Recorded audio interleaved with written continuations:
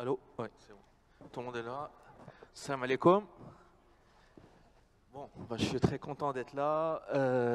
On pose souvent la question combien tu as fait de Coupe du Monde. J'en ai fait pas mal, mais le Meddays devient un rendez-vous incontournable. En tout cas, ce que je peux vous assurer, on a échangé avec les différents interlocuteurs et speakers. Vous allez passer un très très bon moment. Et d'ailleurs, je vous donne un petit scoop. J'ai à côté de moi M. Belkacemi, qui est président de la Sonarges, mais qui est surtout membre du comité de la candidature Coupe du Monde 2030. Donc moi, vous pouvez l'applaudir. Bon, je ne lui ai pas dit en off, je vais le bombarder de questions et vous aussi n'hésitez pas, hein. On aura sûrement un petit scoop. En tout cas, vraiment, et en plus vous avez une très jolie ville, alhamdoulilah, vous devez être fiers de la ville de Tanger. Moi j'étais dernièrement, on parlait avec M. Belkacemi à Oujda, à Agadir, etc. Franchement, ouais, en Tanger, très très belle ville et merci pour votre accueil en tout cas. Avant de commencer le panel, je voudrais commencer par la présentation des speakers qui sont de qualité. Donc je voudrais saluer la présence, comme je vous ai dit, de M. Belkacemi, qui est président de la Sonarges. Vous pouvez l'applaudir. J'ai à côté Mme Touzani Jehan, qui est directrice stratégie de la Société marocaine d'ingénierie touristique. Monsieur Raoul González, président de Barcelo. Alexandre Kateb, consultant en finance. Et Ali Benjeloun, vice-président du MAS.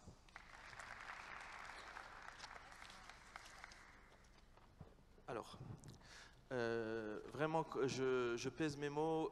Vu la qualité des speakers qu'on a, on va apprendre et vous allez apprendre beaucoup de choses. En tout cas, on a appris la bonne nouvelle qu'on organise la Coupe du Monde. L'attribution de la Coupe du Monde 2030 au Maroc, à l'Espagne et au Portugal marque une étape historique pour le Royaume et constitue une opportunité unique d'accélérer son développement multidimensionnel. Bien plus qu'un événement sportif, l'organisation de la Coupe du Monde représente un levier stratégique pour transformer de multiples secteurs tout en renforçant la position du Maroc sur la scène internationale. Sur le plan diplomatique, la Coupe du Monde offre au Maroc une plateforme exceptionnelle pour projeter ses valeurs d'hospitalité et de tolérance, tout en établissant des alliances stratégiques à l'échelle internationale. Cet événement permet également de promouvoir le patrimoine culturel et les traditions marocaines, renforçant ainsi le rayonnement du pays et son attractivité pour les échanges et la coopération régionale. En matière de développement économique, et on va revenir sur ce sujet avec M. Raoul González, M. Belkacem et Mme Touzani, la préparation de l'événement stimule des investissements d'envergure dans les infrastructures. Qui de mieux que le patron des stades à ma gauche pour en parler. Les réseaux de transport et les installations touristiques. On a Mme Touzani et le président de Barcelo au monde. Donc c'est pour ça que quand je vous disais qu'on a des speakers de qualité, je pèse vraiment mes mots. Ces projets génèrent des emplois et améliorent les capacités d'accueil tout en positionnant le Maroc comme une destination touristique de choix au-delà de l'événement. La Coupe du Monde constitue donc une impulsion pour bâtir un modèle de croissance économique résilient où les infrastructures nouvelles serviront durablement les populations locales dans les différentes villes. Cet événement mondial est également un vecteur puissant pour renforcer la cohésion sociale. L'élan de fierté nationale suscité par la performance de l'équipe marocaine en 2022 a montré l'impact du sport dans la consolidation du récit national. L'organisation de la Coupe du Monde crée l'occasion de prolonger cet esprit d'unité et de promouvoir l'inclusion sociale, notamment à travers des programmes destinés à la jeunesse qui mettront l'accent sur le sport, l'éducation et l'engagement communautaire. Face à ces défis environnementaux actuels, le Maroc, avec ses partenaires, s'engage à minimiser l'empreinte écologique de l'événement. La durabilité est au cœur de la stratégie d'organisation, intégrant des pratiques de construction et de gestion respectueuses et de l'environnement, avec un objectif de réduire les émissions de carbone et à optimiser la gestion des ressources. Cette approche contribue à faire de la Coupe du Monde un modèle d'événement responsable et durable, aligné sur les priorités internationales en matière de développement durable. Donc, Mesdames, Messieurs, je vous présente ce panel et on va commencer les questions avec les différents speakers.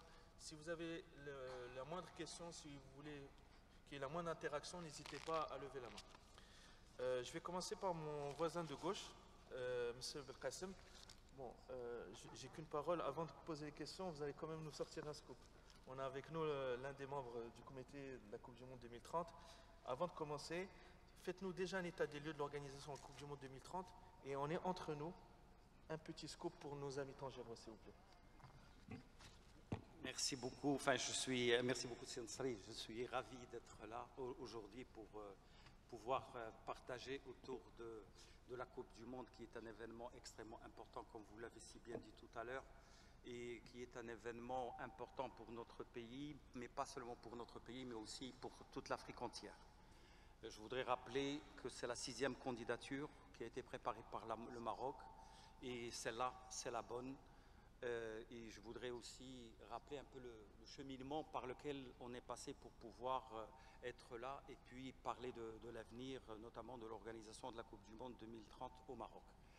Je voudrais rappeler que Sa Majesté le Roi Mohamed VI, que Dieu l'assiste, le 14 mars à Kigali, avait annoncé donc la candidature du Maroc, du Portugal et de l'Espagne pour justement abriter la Coupe du Monde de 2030.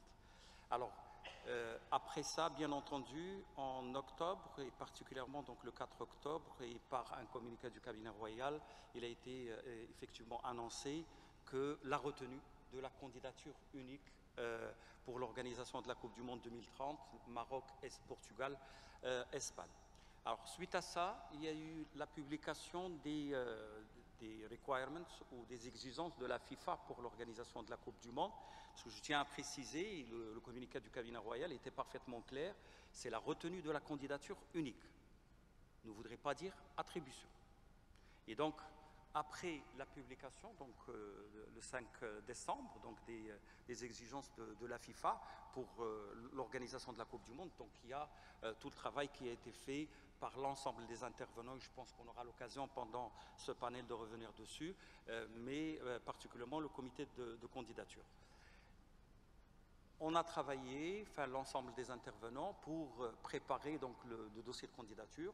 Et la remise de ce dossier de candidature a été effective le 29 juillet 2024 et j'ai fait exprès d'avoir ça avec le logo qui représente donc cette candidature, Yalla Vamos, qui bien entendu regroupe la symbolique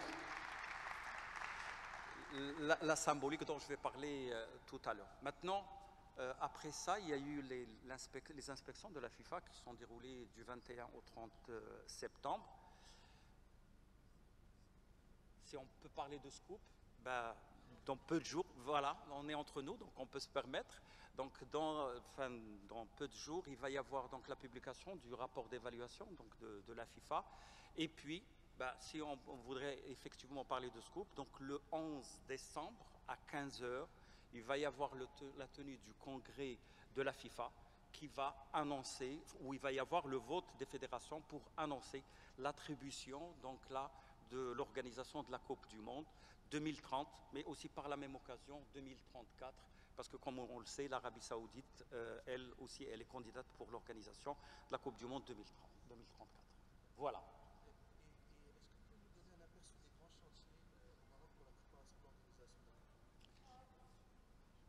Pardon. Pouvez-vous nous donner un aperçu des grands chantiers du Maroc pour la préparation de l'organisation de la Coupe du Monde? Oui, bien sûr.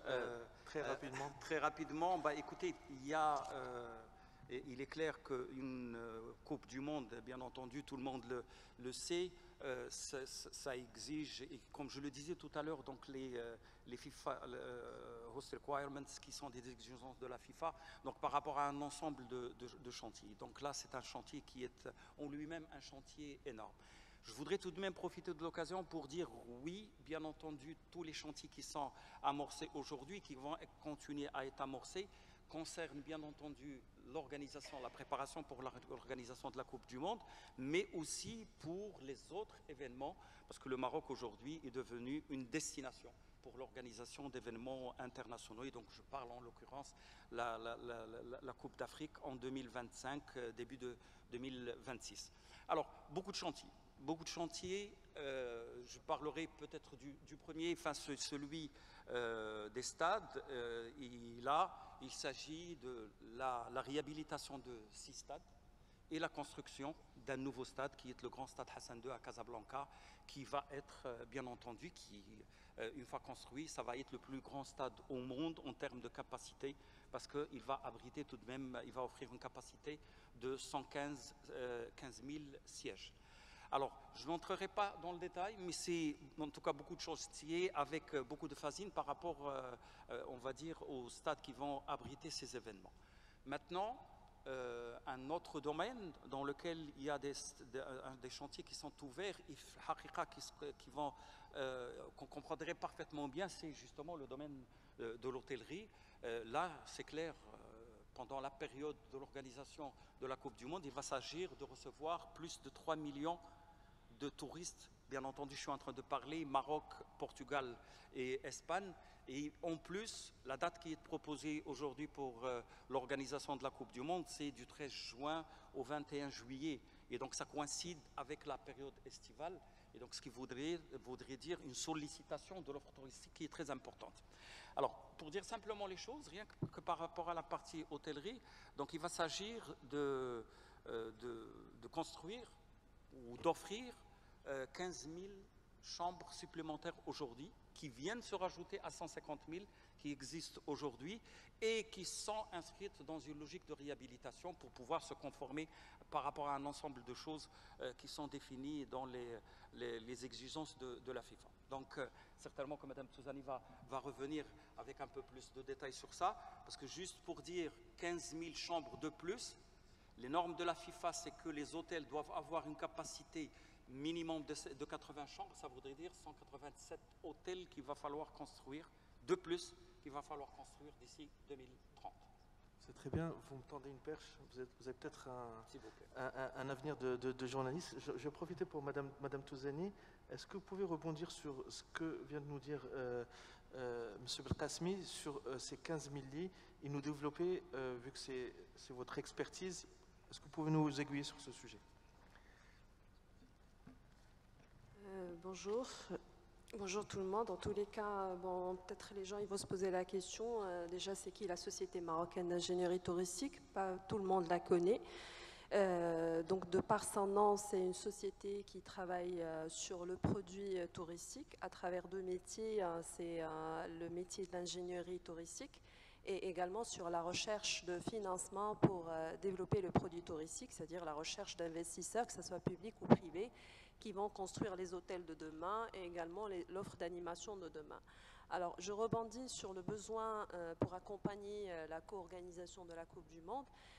Effectivement, il y a le besoin de 15 000 chambres et sur lesquelles on est en train de travailler, mais également il y a un chantier plus important qui est le chantier de mise à niveau de nos hôtels. Donc, ce qui a été constaté après les diagnostics et les visites terrain qui ont été menées par les régions et avec l'autorité locale, il y a un bon nombre d'hôtels qui sont disponibles mais qui ont besoin d'une mise à niveau tout simplement pour être aux standards internationaux, mais également aux normes exigées par la FIFA. Donc c'est un chantier aussi en parallèle que nous avons lancé déjà, d'ores et déjà, même avant, on est sûr, Inch'Allah, qu'on va être retenu, Inch'Allah, mais en tous les cas, c'est un chantier de mise à niveau de notre parc hôtelier en entier. Alors certes, c'est pour la Coupe du Monde, mais ça va servir également pour notre secteur, parce que le retour qu'on avait, c'est qu'il y avait un effort important à faire sur l'amélioration de la qualité de service de nos hôtels. Donc je pense que vous avez entendu parler de Cap Hospitalité. C'est un mécanisme récent qu'on a lancé qui va donner une solution de financement à tous les hôtels pour mettre à niveau leur établissement et également pour professionnaliser leur gestion avec effectivement un avantage important qui est 0% d'intérêt. Donc c'est des intérêts pris en charge par l'État. Donc vraiment des investissements importants. L'État est conscient de l'importance de se préparer à la Coupe du Monde pour avoir une offre de qualité, mais également pour notre secteur touristique d'une manière globale. Alors, certes, il y a 15 000 chambres, ça c'est uniquement pour la Coupe du Monde, mais en parallèle de l'annonce de la co-organise de la candidature du Maroc, nous avions déjà une feuille de route pour le tourisme qui est plus ambitieuse. Mais Inch'Allah, je pense avec le contexte actuel, avec la stimulation qui a été créée par cet événement sportif et avec les événements sportifs qui vont également être organisés en parallèle, notre ambition qui est grande va peut-être voir le jour. Nous tablons sur une capacité à horizon 2030 de 400 000 lits. Aujourd'hui, nous sommes sur 300 000. Donc, nous tablons sur la création de 100 000 lits nouveaux sur le marché touristique marocain. Alors, rien que sur la période 2020-2023, nous avons une dynamique très très importante juste après la reprise de l'activité touristique, une dynamique très forte. Nous constatons un intérêt certain par des investisseurs pour investir au niveau des villes hôtes, et quand j'ai dit les villes hôtes de la Coupe du Monde, Tanger, Casablanca, Agadir, Marrakech. Alors sur le chiffre qu'on a aujourd'hui, on a déjà 36 000 lits réalisés entre la période 2020 et la période 2023. Et nous continuons d'avoir une dynamique plus importante. Rien que cette année, on va clôturer avec 8 000 lits nouveaux qui vont être créés sur le marché marocain. Donc voilà, donc on est préparé. Donc plusieurs chantiers ont été lancés. Nous avons des partenariats très importants, notamment avec des investisseurs espagnols, qui est notre partenaire dans l'organisation de la Coupe du Monde, mais également dans pas mal de chantiers. Le groupe Barcelo il fait partie de ces partenaires importants qui vont nous aider à développer notre infrastructure touristique. Alors, il y a également l'infrastructure touristique, elle est importante en termes d'hôtels, parce que ça permet d'accueillir les visiteurs de par le monde, mais également il y a toute la partie offre d'animation sur laquelle on est en train de travailler. Alors sur l'hébergement, on n'a pas peur, donc sincèrement il y a une dynamique qui s'est déclenchée. Sur l'animation, les efforts doivent être déployés d'une manière plus importante. Et c'est pour ça qu'on a commencé déjà à lancer des mécanismes sur plusieurs volets pour la petite moyenne animation, mais également sur la grande animation. Donc cette animation, ça va servir pour offrir quelque chose pour le public de la Coupe du Monde, mais également c'est une animation qui est essentielle pour augmenter l'attractivité de notre destination et profiter du rayonnement qui va être créé, du rayonnement à l'international qui va être généré par la Coupe du Monde. Par la suite, il faut qu'on puisse offrir quelque chose de plus intéressant. Et nous travaillons sur plusieurs volets, notamment une animation très innovante sur tout ce qui est gaming, sur tout ce qui est gastronomie marocaine, sur tout ce qui est parc d'attraction. Donc vraiment, sincèrement, il y a plusieurs chantiers qui ont été lancés et je pense qu'ils sont en bonne route. Certes, il y a l'effort de ramener des investisseurs, mais déjà l'État a commencé à investir, à intéresser des gens pour venir investir que ce soit dans l'hôtellerie et également dans l'animation. Merci beaucoup, Madame Touzani, pour ces précisions. Que de très bonnes nouvelles, alhamdoulilah. Vraiment, ça nous fait plaisir. En tout cas, merci pour ces précisions. Je vais interpeller M. Raoul González pour qu'il y ait une certaine logique et qu'on comprenne de mieux en mieux cette offre hôtelière. Monsieur González, je vais vous poser la question en français. Quels défis spécifiques le Maroc doit-il surmonter pour développer efficacement ses infrastructures sportives et touristiques en prévision de la Coupe du Monde 2030? Je rappelle que M. González, vous êtes président de Barcelo Mons, donc votre opinion pourra un peu compléter ce que vient de dire Mme Touzani. Merci. Salam alaikum. I will try to explain several thoughts. First of all, I think that Morocco had a great opportunity, and I think that the World Cup is a very good reason for try that all the people, all the citizens of Morocco can have a clear flag for try to have a common objective for everybody. And I think that's always very important, is when I visit your country, I see all the people talking about 2030, and this is very, very positive, because all the people can walk in the same direction. I have a question for my previous colleagues, because I have not 100% sure. How many new rooms do you expect for 2030? 50,000. Okay. We are running at the moment only 2,000.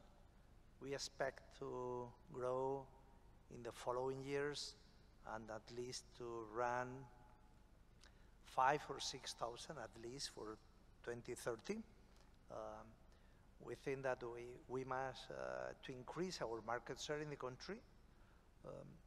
I think that is an evidence that we have been the tourist group that had invested more money in your country in the last couple of years, and I think that probably seems that will be also the company that will invest more in the following years also, not only the past, I think also in the future. I think that also is important to explain that we can be investors, we are buying properties, and we are repositioning the properties.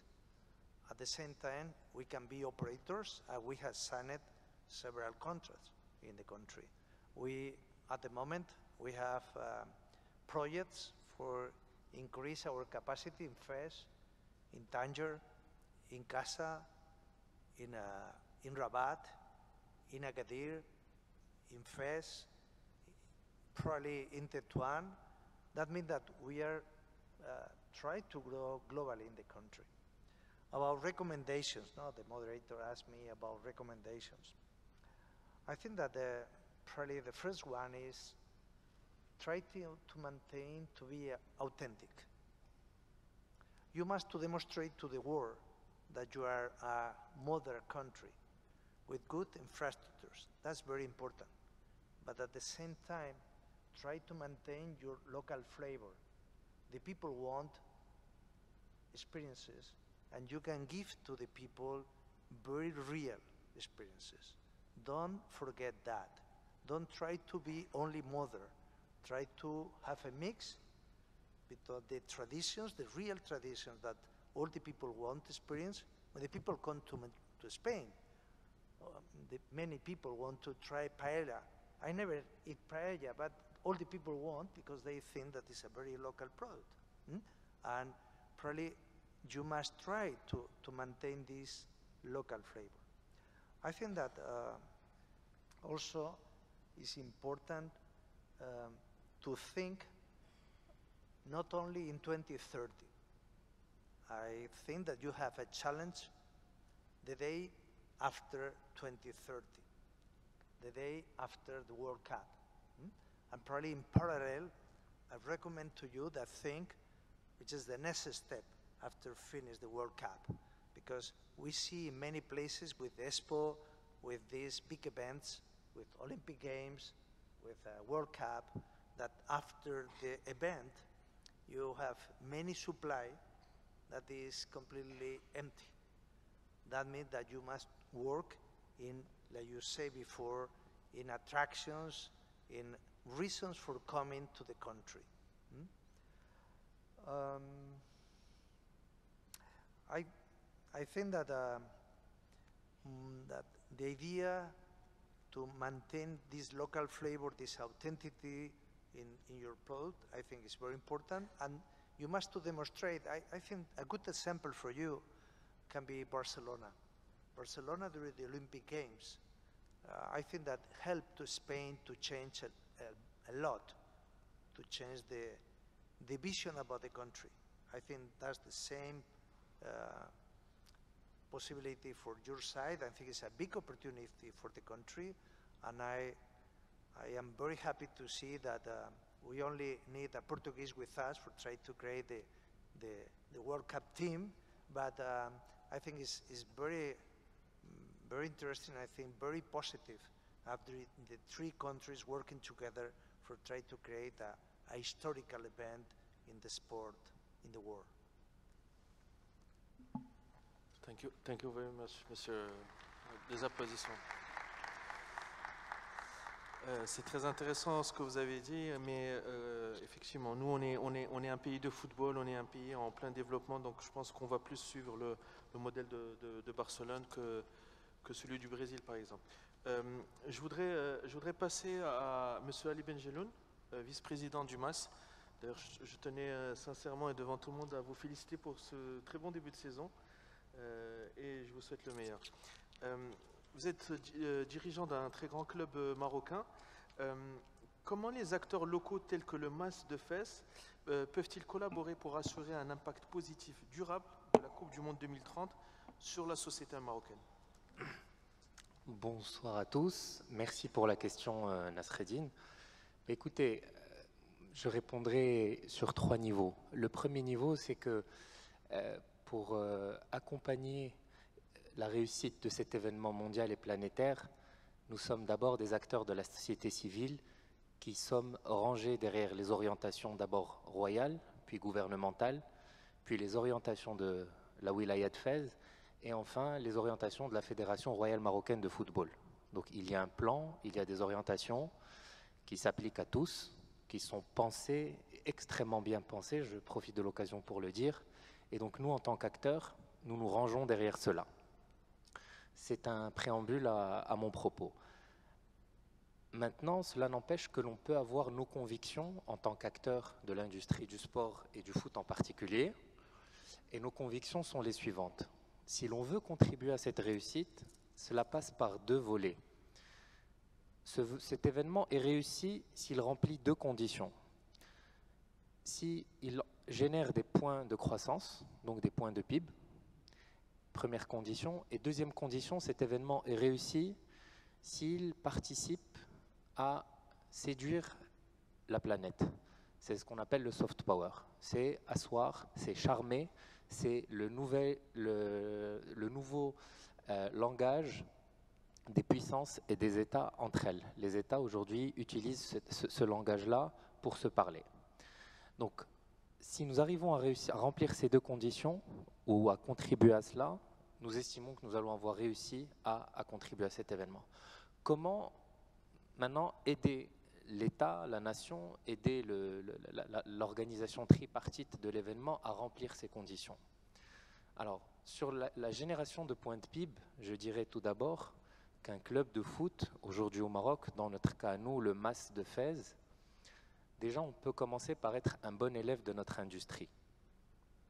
C'est-à-dire générer de la croissance dans notre industrie, nous structurer, nous rendre exemplaires, travailler selon des best practices techniques, financières, managériales, qui feraient de nous le bon élève de notre industrie. Déjà là, nous aurions rempli une partie importante du chemin. Pourquoi? Parce que, je vais vous le dire très simplement, le MAS a connu une révolution sur cette année 2024, il a accueilli de nouveaux investisseurs. Et notre discours à nous, pour convaincre ces investisseurs, pour venir et faire de nous les managers du club, c'était de dire, le monde va venir au Maroc, une partie du monde va venir à Fès. Est-ce que nous ne voudrions pas nous présenter à ces gens-là sous notre meilleur jour, avec un stade qui va être simplement fabuleux, avec un centre de formation pour le club aux normes internationales, avec des performances sportives au niveau, avec une jeunesse de la ville et de la région qui vont être canalisées par le sport, pas seulement la jeunesse qui joue, mais également la jeunesse qui supporte, la jeunesse qui consomme, la jeunesse qui rêve. C'est là où le foot génère ses points de croissance, c'est là où le club remplit tout son rôle. Donc on veut être un bon élève de notre industrie par ces canaux-là. Ensuite, je viens à la deuxième condition dont je parlais tout à l'heure, qui permettrait au club de contribuer, au club en général et au MAS en particulier, de contribuer à la réussite de cet événement planétaire, c'est charmer le monde et asseoir cette dimension de soft power. Écoutez, de ce point de vue-là, je vous dirais que le club doit faire voyager le nom de la ville, doit rompre avec les schémas de pensée et les circuits courts qui voudraient que le foot soit populaire, donc attaché à de l'agitation, liée à des fois de la violence. Donc rompre avec merci beaucoup, rompre avec tous ces schémas-là pour arriver à une image de la ville et de la région qui puisse aller de pair avec les ambitions attachées à l'événement. Donc si nous générons de la croissance, si nous construisons un club modèle ouvert, conscient de la dimension RSE qui l'attache à son environnement, qui l'attache aux différents critères de réussite sociale, économique, environnementale, un club citoyen, un club responsable et performant. Si nous réussissons tout cela, je pense que ça peut être une contribution très intéressante au projet Maroc 2030. Merci, monsieur. Ouais, ça mérite des applaudissements. Merci, monsieur Benjeloun. Alors, le match de Fès a charmé le championnat marocain, mais j'aime bien votre phrase de charmer le monde. Effectivement, le Maroc doit charmer le monde. Et pour un peu clore ce premier tour de table, je vais m'adresser à monsieur Alexandre Kateb, parce qu'on parlait de soft power, de charmer le monde. Comment l'organisation de la Coupe du Monde 2030 pourrait-elle renforcer l'image internationale du Maroc et quelles sont les implications diplomatiques? Merci pour cette question.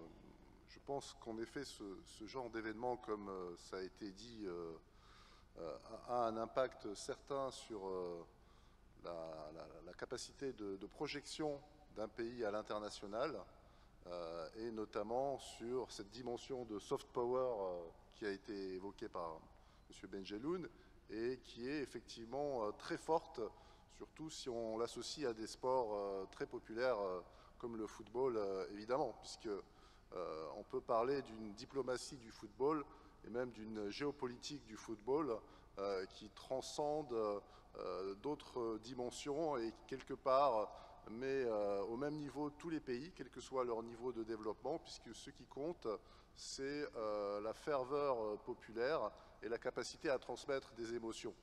Donc je pense qu'effectivement, c'est à l'aune de cette capacité à transmettre des émotions collectives et à transcender les barrières, quelles qu'elles soient, entre les peuples, entre les individus, que cet événement aura un impact, je dirais, sur la capacité du Maroc à se projeter à l'international, à apparaître comme un acteur déterminant en Afrique et bien au-delà dans l'espace euro-méditerranéen, avec cette ouverture également sur l'Atlantique et sur les Amériques, qui est aussi intéressante, puisque notamment dans le domaine du sport et du football, il y a quand même aussi un soft power américain et latino-américain qui est très, très important, et sur lequel il peut y avoir une ouverture grâce à ce vecteur du sport et du football en particulier. Donc cet événement peut avoir cet effet d'entraînement, et puis il peut aussi, je dirais, faire naître de nouvelles dynamiques interrégionales, puisque là on associe 3 pays finalement et 2 continents dans un seul événement. Ça peut avoir un effet d'entraînement aussi, ça peut montrer qu'il y a des dynamiques de coopération qui peuvent se mettre en place entre ces différents pays, et puis qui peuvent aussi associer par effet de capillarité d'autres pays, que ce soit de l'Union européenne, du continent africain. Donc cet événement peut avoir aussi un impact en termes d'intégration régionale et continentale du Maroc. Et donc en ce sens, je pense que l'effet pourrait être vraiment positif si justement cette capacité à transmettre des émotions, à transcender toutes les barrières, quelles qu'elles soient, finalement, et qui doit être mise vraiment en première priorité, selon moi. Si cette dimension-là est réussie, eh bien toutes les autres dimensions, que ce soit la dimension économique, financière, géopolitique ou autre, suivront. Merci beaucoup pour ces précisions. Ça je vais retenir transmettre des émotions. J'aime beaucoup cette phrase. Ça me rappelle, et on l'a tous vécu à la Coupe du Monde 2022, il y a une vraie transmission d'émotions. J'en ai encore la chair de poule, et je pense que vous tous, et et je reste persuadé qu'on revivra ces émotions-là. Je vais revenir à vous, M. Belkacem. Je vais parler plutôt de stratégie. Quelles sont les principales stratégies que le Maroc met en place pour maximiser l'impact économique, je parle bien économique, de la Coupe du Monde 2030?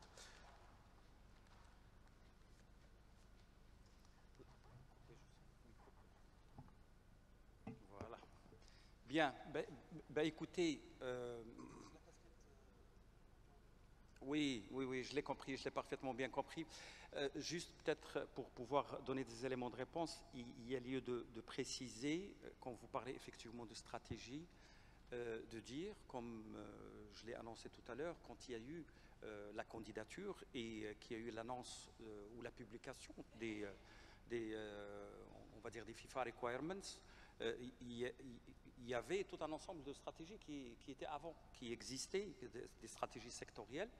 Je pense que le premier travail, et ça c'est un intérêt justement de l'organisation d'une Coupe du Monde comme celle-là, c'est de pouvoir assurer une convergence de l'ensemble de ces stratégies et puis leur fixer des dates de mise en œuvre qui doivent bien entendu se faire avant l'organisation de la Coupe du Monde. Juste pour donner des exemples, il y avait peut-être des stratégies sectorielles où, par exemple, la mise en œuvre d'un ensemble de projets allait jusqu'à 2035. Plus question de faire ça, il faudrait absolument que ça puisse être prêt avant 2029. Donc ça, c'est le premier élément. Le deuxième élément, je voudrais peut-être pour donner une réponse par rapport déjà aux impacts, et puis par la suite parler, comme vous l'avez dit, de la maximisation de ces impacts, continuer à mettre en évidence les chantiers. Parce que ce n'est pas les seuls chantiers qui concernent la préparation de la Coupe du Monde. Ce n'est pas que les stades, ce n'est pas que les hôtels. Le transport est un élément fondamental, justement, pour l'organisation de la Coupe du Monde et dans toutes ses formes. Alors, juste peut-être pour illustrer ça, l'aérien, aujourd'hui, on est à une capacité de 23 millions de passagers par an dans les aéroports des 6 villes hôtes. Je ne parle que de ces villes hôtes. Eh ben, en 2030, on devrait être capable d'accueillir plus de 53 millions de passagers par an. Et donc, c'est pratiquement beaucoup plus que doubler la capacité actuelle. Et donc, dans ces stratégies, effectivement, dont vous avez parlé tout à l'heure, il va s'agir de construire 3 nouveaux terminaux. Celui de Rabat, il est déjà en cours de construction. Un terminal à Casablanca. Juste pour donner une idée, pour Casablanca, la capacité d'accueil devrait passer de 9,6 millions aujourd'hui à 23 millions en 2030. Et puis aussi, la construction, en étant à Tanger, la construction d'un terminal à Tanger pour pouvoir augmenter davantage la capacité justement de l'aéroport. Et puis, l'extension des 3 aéroports des autres villes, à savoir Marrakech, Agadir et puis Fès. Juste peut-être pour préciser, aujourd'hui, la capacité d'accueil de l'aéroport de Marrakech est de 7,2, elle devrait passer à 14 millions. Et d'ailleurs, même sans la Coupe du Monde, on voit un peu les... Donc ça, c'est juste par rapport au transport aérien. Maintenant, par rapport au transport ferroviaire, je pense que tout le monde est au courant.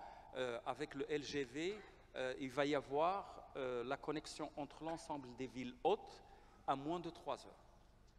Donc ça passe par la construction de 430 km de plus pour le LGV, et puis aussi la modernisation, notamment les 200 km qui existent entre Rabat et Fès pour pouvoir desservir avec un matériel roulant qui offre bien entendu une qualité d'accueil beaucoup plus pertinente, mais aussi donc, on va dire une rapidité. Je ne parlerai pas de l'hospitalier, 6 hôpitaux de référence, 279 infrastructures hospitalières pour accueillir pendant la compétition. Je ne parlerai pas aussi de plus de 30 000 lits pour l'hospitalier. Je ne parlerai pas aussi de la couverture 5G, plus de 70% du territoire qui va être couvert par la 5G, et puis les data centers, le IBC. Donc, beaucoup de projets. Et puis aussi l'aménagement urbain à l'intérieur des villes hautes. Alors, pourquoi j'insiste sur cet aspect-là? C'est pour dire qu'aujourd'hui, la Coupe du Monde va être amenée à donner 3 types d'impact. l'impact économique, l'impact social, mais dont a parlé le président de Barcelone tout à l'heure, c'est tout ce qui est héritage. Qu'est-ce qui va se passer après? Alors, juste, je commencerai, mais j'essaierai d'être très bref. Pour l'impact économique, Zama, il est clair. Une croissance économique, elle est due à une production locale. Cette production locale, elle est due à l'organisation, à la préparation de la Coupe du Monde, dans ces différents volets. Premièrement, quand on dit qu'on va accueillir des touristes, ah ben c'est l'évidence, les dépenses des touristes vont induire, vont catalyser, on va dire, une production locale. L'organisation de la Coupe du Monde par la FIFA, ben, ça va se faire avec des prestataires qui sont locaux. Et donc, ça crée une dynamique. Tout ce que j'ai raconté tout à l'heure, ah ben, c'est quelque chose qui va induire une dynamique en termes d'investissement dans le pays. Donc, pas de miracle. Ceci va générer une croissance économique. Quand on parle de croissance économique, eh ben, c'est tout ce que vous avez dit, tout ce qu'a dit Sib Jelloun tout à l'heure. Ben, il est évident que le PIB il va augmenter. Ça voudrait dire aussi que les recettes fiscales, elles vont augmenter aussi, avec toute la dynamique que je viens d'évoquer à l'instant. Et ce qui permettrait bien entendu de pouvoir augmenter le budget général de l'État pour pouvoir justement accompagner l'ensemble des autres projets. Mais aussi, et c'est un élément aussi fondamental, c'est la balance des paiements. N'oublions pas, quand on dit qu'il y a des étrangers qui vont venir soit pour visiter, soit pour assister au match, ben c'est de la devise étrangère qui rentre dans le pays. Et donc, certainement qu'il va y avoir un net excédentaire et qui va permettre de pouvoir. Donc ça, c'est juste quelques éléments par rapport peut-être à la dimension, l'impact économique. Maintenant, l'impact social, ben, ces chantiers ne se feront pas d'eux-mêmes. Le capital humain est un élément qui est fondamental dans cet exercice. Et donc, le marché de l'emploi va être développé, il va y avoir de l'emploi qui va être créé, mais non seulement de l'emploi qui va être créé d'une manière générale, mais aussi avec la diversification, l'emploi des femmes et puis aussi des jeunes. C'est une dynamique inéluctable, ça va se passer et ça va fonctionner de cette manière. Resterait un autre élément, ben, c'est l'employabilité. On le dit tous, c'est très important qu'il y a, et vous l'avez compris, Madame est revenue dessus tout à l'heure, il est à l'évidence, assurer une qualité de service, ce n'est pas avec tout simplement les bâtiments, c'est avec la ressource humaine, mais de la ressource humaine qualifiée. Et donc, toute la formation qui va concerner l'ensemble des chantiers, et donc là, c'est une dynamique d'employabilité qui va se mettre en place. Après, le dernier élément sur lequel je vais parler, c'est la legacy. Je tiens à le dire, dans la candidature tripartite avec le Portugal et l'Espagne, elle a été construite en partant de la passion commune qui marque ces pays pour le football, avec 4 piliers: développement durable, impact social, investissement et innovation. Et ces 4 piliers visent tous ensemble l'héritage. Donc c'est une composante importante dans la candidature qui a été présentée dans le cadre de la tripartite. Maintenant, il est évident, et nous le savons parfaitement bien, quand on va organiser une Coupe du Monde comme celle-là, eh ben, c'est sûr, ça va avoir un impact sur l'image du pays, et certainement que Mme Touzani va développer l'exploitation qui va être faite par cette image du pays, mais aussi elle passe par le développement du bien-être. Écoutez, les projets, tous ces projets dont on parle maintenant, comme je le disais tout à l'heure, les stratégies sectorielles, ils étaient prévues. Ils allaient se réaliser plus tard. Eh ben, aujourd'hui, tant mieux, ça va se réaliser très rapidement. Qui va en tirer profit? Ben, c'est nous tous. Donc l'impact de la legacy, ou de l'héritage, c'est que l'ensemble de ces projets vont contribuer au bien-être des citoyens, particulièrement les citoyens marocains. Dernier point, il est clair que toute la dynamique qui va être créée avec la mise en place, la préparation et l'organisation de cet événement, nous ne l'aurons pas. Ça va développer le business dans notre pays. Notre pays deviendra plus attractif. Et particulièrement, ça va permettre de pouvoir développer notamment les investissements directs étrangers et qui contribuera bien entendu dans la dynamique positive de notre pays. Donc voilà quelques éléments que je voulais partager. Ça mérite vraiment de vrais applaudissements parce que vous m'avez hypnotisé avec ces bonnes nouvelles, cette bonne dynamique, et je pense que vous avez hypnotisé ces jeunes parce que c'est un vecteur de motivation parce qu'on va tous en profiter. Merci en tout cas pour ces précisions. Je voudrais passer à Madame Touzani qui est Madame Tourisme et que vous nous donniez un peu votre regard sur cette belle dynamique. Franchement, j'ai qu'une hâte après tout ce que vous m'avez dit, c'est d'être en 2029 et 2030 et voir mon beau pays avec tous ces projets, alhamdoulilah, j'en ai encore la chair de poule. En tout cas, ça c'est le côté émotionnel, mais on va parler côté pratique. Je voudrais, Madame Touzani, que vous nous donniez votre regard sur cette belle dynamique que nous a expliqué M. Belkacem.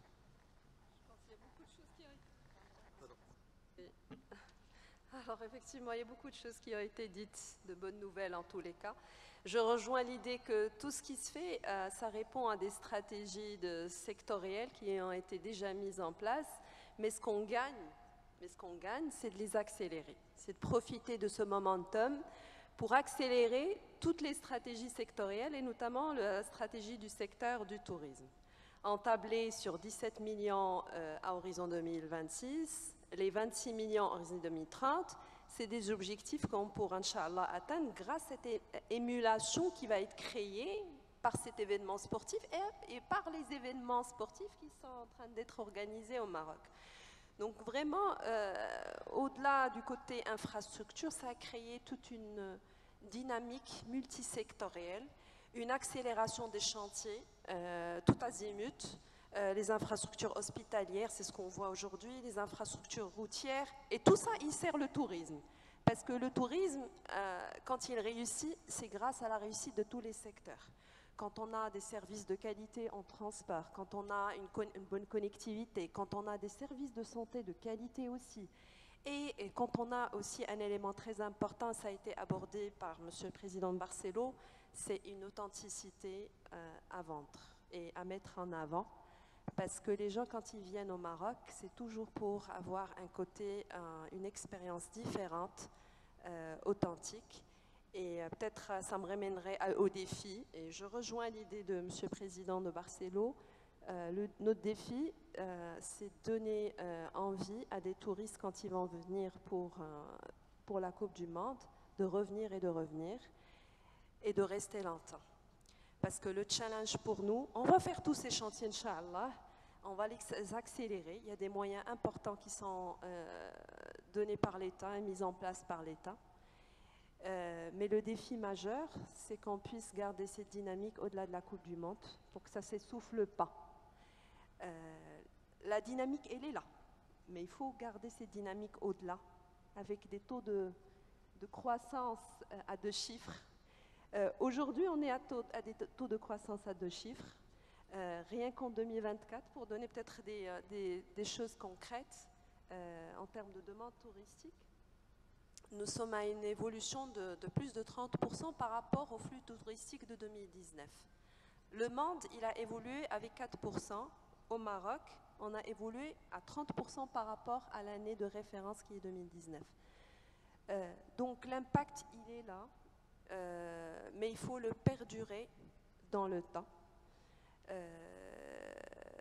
et profiter de vraiment de ce rayonnement qui est en train de se construire avec une image forte du Maroc et une image aussi authentique. Moderne, oui, je veux bien, c'est sur quoi on travaille, avec des infrastructures modernes en termes d'aéroports, en termes de transport urbain, en termes de services urbains, mais nous travaillons également, donc je parle du côté Société marocaine d'ingénierie, nous travaillons également pour garder et pour développer une expérience touristique authentique à offrir aux touristes et aux visiteurs qui vont venir pour voir les matchs de la Coupe du Monde et qui vont, Inch'Allah, garder une belle image et qui vont revenir et revenir pour une croissance plus soutenue de notre secteur. Voilà, donc donc il n'y a que sincèrement, et notre jeunesse, alhamdoulilah, ça va être notre capital et pour construire cette dynamique et la faire perdurer. Voilà ce que je voulais dire. Ça mérite un tonnerre d'applaudissements, vraiment. Effectivement, parce que pour avoir fait plusieurs compétitions, il n'y a pas que le fait d'aller voir des matchs de foot, mais il y a une vraie expérience et cette authenticité qu'a le Maroc, c'est vraiment une plus-value. Et vous parliez de dynamique tout à l'heure. Franchement, je ne suis pas surpris par les chiffres. Vous m'avez dit 30% depuis 2019. Ça confirme qu'on est sur une très très belle dynamique. Le Maroc se développe avant qu'on ait Coupe d'Afrique ou la Coupe du Monde. Donc, je reste très optimiste. Ça va être juste, comme a dit M. Belkacemi, un accélérateur. Inch'Allah, j'en suis persuadé, ça va être un accélérateur. Et, alhamdoulilah, après 2030, ça ne sera pas 30%, mais j'espère qu'on se reverra et vous me direz 50 ou 60%, Inch'Allah. Il ne nous reste pas beaucoup de temps, mais je vais essayer de passer très rapidement, M. Benjeloun. Vous êtes un spécialiste du championnat marocain. J'ai une question toute bête à vous poser. Je pensais au championnat allemand. Avant 2006, le championnat allemand n'était pas très attractif. Et puis, il y a eu la Coupe du Monde 2006, de très beaux stades, de très belles infrastructures. Et d'un coup, le championnat est devenu vraiment attirant. Est-ce que vous pensez que nous, au Maroc, on peut profiter de cette Coupe du Monde pour suivre le modèle allemand et que le championnat marocain devienne un championnat très attractif?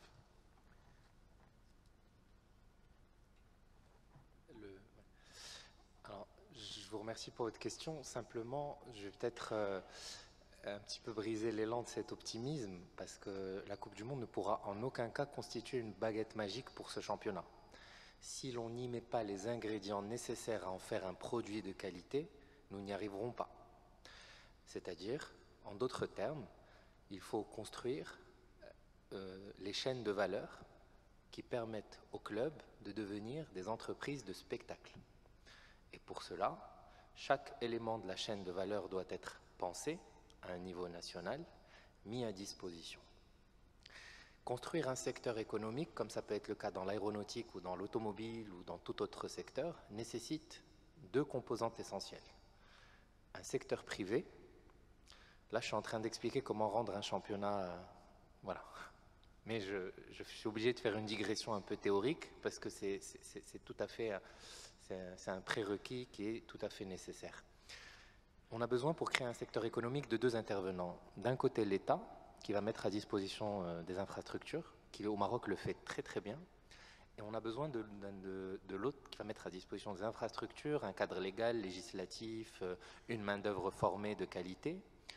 Et on a besoin de l'autre côté, pour former un secteur économique, on a besoin d'investisseurs qui croient dans ce secteur et qui y voient, dans une logique tout à fait rationnelle, un intérêt économique. Ces deux composantes aujourd'hui au Maroc sont présentes, mais se regardent un petit peu sans savoir qui va faire le premier pas. L'État a été extrêmement courageux parce que l'État aujourd'hui met à disposition des infrastructures qui demain peuvent permettre d'avoir le meilleur championnat d'Afrique ou le meilleur championnat du monde arabe. Parce qu'on va avoir les meilleurs stades d'Afrique et les meilleurs stades du monde arabe. Maintenant, sur le terrain, c'est différent parce que sur le terrain, on a besoin de ressources humaines qui travaillent avec les artistes dès l'âge de 10-11 ans pour en faire les futurs champions à 23 ans, 28 ans. Et ça, c'est des chaînes de valeur très complexes à mettre en place, qui demandent de la formation professionnelle, qui demandent ce qu'on appelle le capital patient. Qu'est-ce que le capital patient? C'est dire que j'investis dans un champion qui a 11 ans aujourd'hui, qui va me coûter 300 000 € entre l'âge de 11 ans et de 19 ans, et peut-être qu'à 24 ans, il en vaudra 4 millions d'euros. Ça, c'est du capital patient. Et c'est un certain type d'investisseur qui peut se diriger vers ce type d'actifs. Quand je parlais d'écosystème tout à l'heure et de chaîne de valeur, il y a des étapes pour arriver à un produit de qualité sur la pelouse. Il y a beaucoup d'étapes à respecter sur de nombreuses années. Aujourd'hui, l'État est tout à fait prêt après ça. Nous, secteur privé qui agissons dans le foot, nous sommes également impatients de pouvoir commencer l'aventure. C'est tout frais, je ne vous cache pas que c'est tout frais, les clubs sont en train de se constituer en société, et si tous ces ingrédients-là sont mis en place à la bonne mesure, je suis certain que le championnat peut devenir un produit de qualité en repensant l'expérience spectateur, parce que si je demande dans la salle qui est-ce qui est déjà allé voir un stade, qui est déjà allé voir un match au stade, et qui est-ce qui est déjà allé voir un match dans de bonnes conditions satisfaisantes du début à la fin, peu importe le stade, peu importe le club, je suis certain que parking et achat du ticket inclus, je pense que les réponses ne seront pas nombreuses. Aujourd'hui, c'est tout ça qui est à repenser. Et comme je vous le disais, ça nécessite un papa et une maman, un secteur privé, un secteur public. Et on a de grandes ambitions et restons très optimistes et très déterminés derrière la Fédération royale marocaine de football et les orientations publiques dans ce sens. Merci Monsieur Benjelloul, merci pour ces explications. On arrive à la fin, je voudrais interpeller Monsieur Raoul Gonzalez, je profite de votre présence, pour avoir des informations un peu, pas concrètes, mais savoir comment vous réagissez par rapport à ce type d'événement. Comment un groupe comme le vôtre va-t-il s'adapter à la CAN 2025 dans un premier temps et la Coupe du Monde 2030? Quelle est votre approche marketing, commerciale par rapport à ce type d'événement? Est-ce qu'il y a quelque chose qui change en particulier? Est-ce qu'il y a des décisions stratégiques qui se font? Est-ce que vous pouvez nous donner quelques détails pour nous, le grand public? Merci.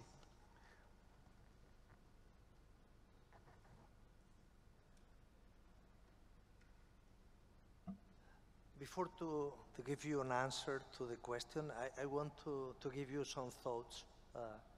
One is some research say that if a country win the World Cup, the GDP of the country increase roughly 1 basic points.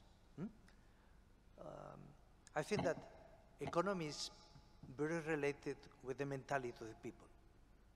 And you have the opportunity to create a motivation in the population, an optimism that can help to the economy. At the end of the day, the GDP, close to 60%, come from the consume of the people.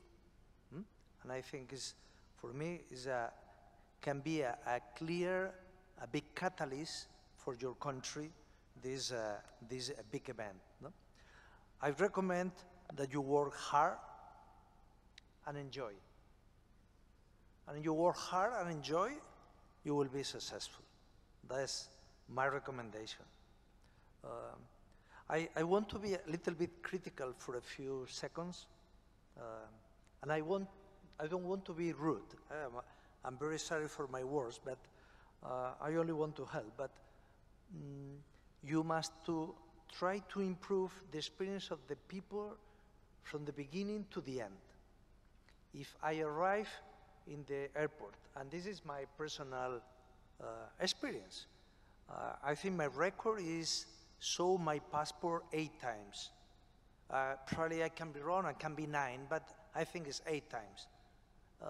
I understand that security is very important for the country, but you must try to balance and to create a kindness hospitality. You are a very kind people, but sometimes it's very difficult.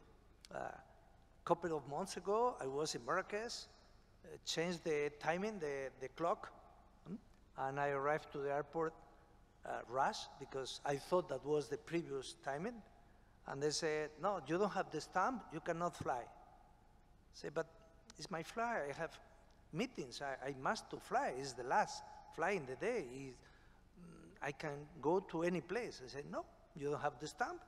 You stay with us 1 day more.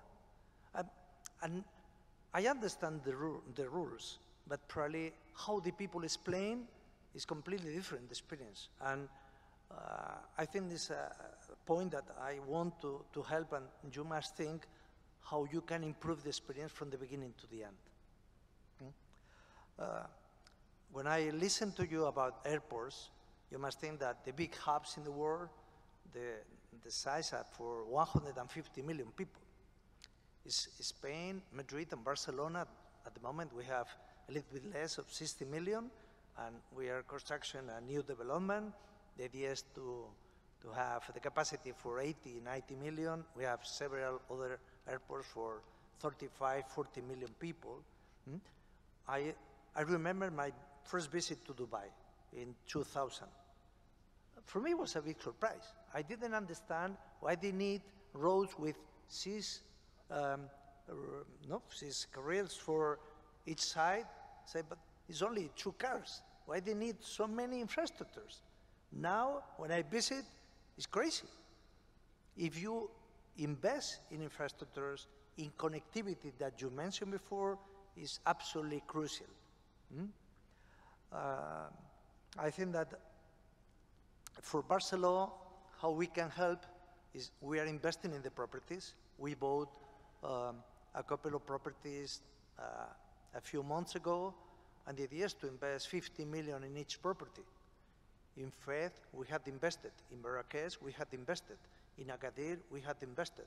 The idea is we must give to the customers very high standards, not necessarily luxury. Is not everybody is ready to pay 2,000 euros per room, but try to give them a very high standard that the customer satisfaction increase a lot and they want to repeat. Because we need that. If the people come to the country only once in their life, it's a big issue for the country, it's a big issue for us, because we must invest in marketing campaigns every day. And I think this is the way. Is training, like you mentioned before, I think is very important, but is try to have the best hotel that we can.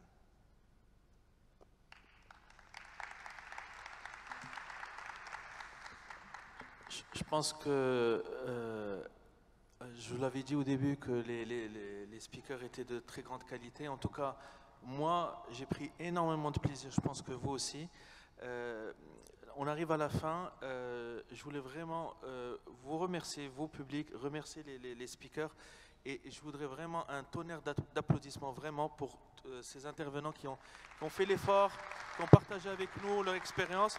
Et moi, personnellement, j'en sors grandi et je pense que vous aussi, en tout cas, j'ai hâte d'être à 2029-2030 et alhamdoulilah, notre pays va dans la bonne direction. En tout cas, je vous remercie et je vous souhaite une bonne soirée. Merci.